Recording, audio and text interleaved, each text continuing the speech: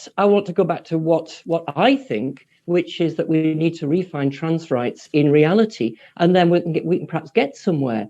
I do take issue, actually, what you said about trans people facing oppression and marginalisation in British society. I don't think we do.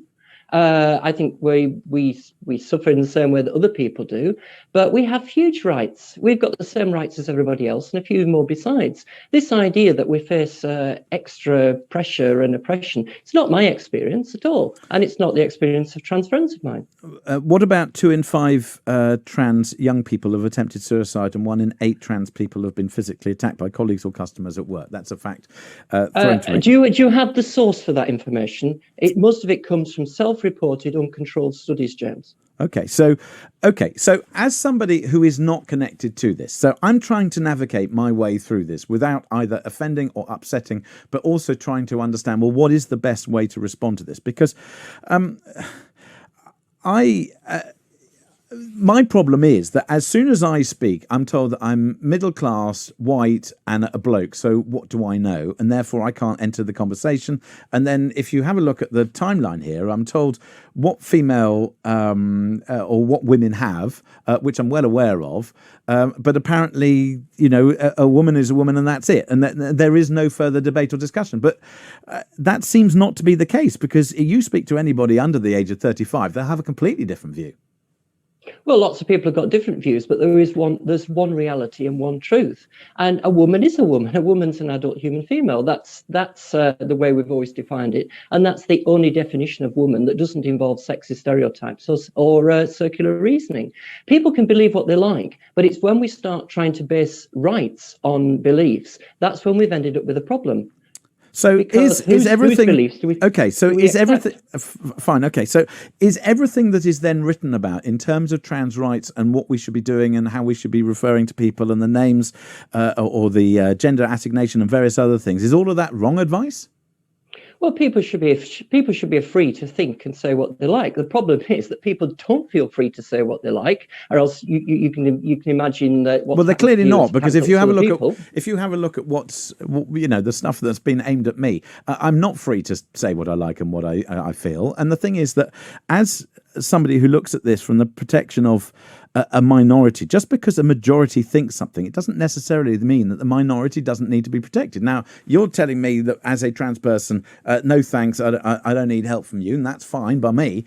But there are a lot of people who might not necessarily agree with your view, I'm assuming.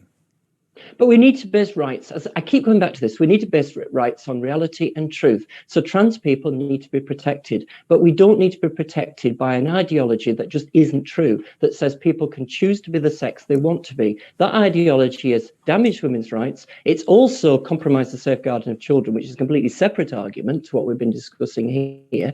And together, they've caused people to lose confidence in the entire system, and that's why we've ended up with the mess that we're in. But then we also end up in a mess when a lot of the tropes that were used to describe gay people back in 60s, 70s, 80s, whatever it was, are still being used by some about those who are trans. I'm assuming that there are trans people, well, we know there are, but there are trans people who, for whatever reason, will, or whatever feelings they may have, or however one wants to define it, there are trans people in society, and we've got to find a better way to deal with it rather than just accusing anybody of anybody who perhaps dresses in a certain way as being a transvestite and having some kind of perversion.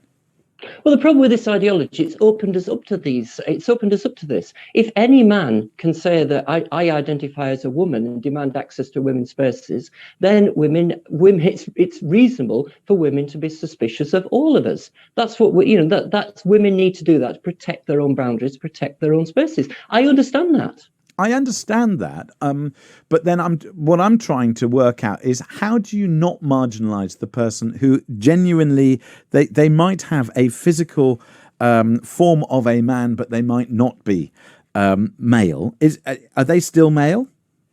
What do you mean about the physical form of a man who's not male? There's two sexes. We're animals, the same as any other mammal. There's two sexes, James. There's male and there's female. And me and you are male, and the women are female. Okay. This All right. is I take a definition because I'm going to refer to expertise which is far greater than mine. Clearly, it's important to remember that being trans isn't about having a particular appearance or particular body parts. It's about something that's absolutely core to a trans person's identity and doesn't alter whatever their outward appearance might be.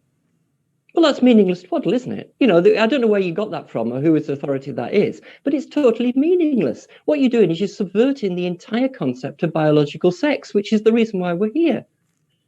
Okay. It's this nonsense that's got us to the problem that we're in. Right. So do I need to be better educated on this? Do we need to have proper conversations? And just finally to you, or do we need to go back to the people who are writing this stuff? And they are some of, I don't know, some of the charities who are there to help trans people. Maybe they're not helping them then. We need to spend more time listening, and we need to spend more time talking to each other. One thing I usually say to people in your position, James, is who told you?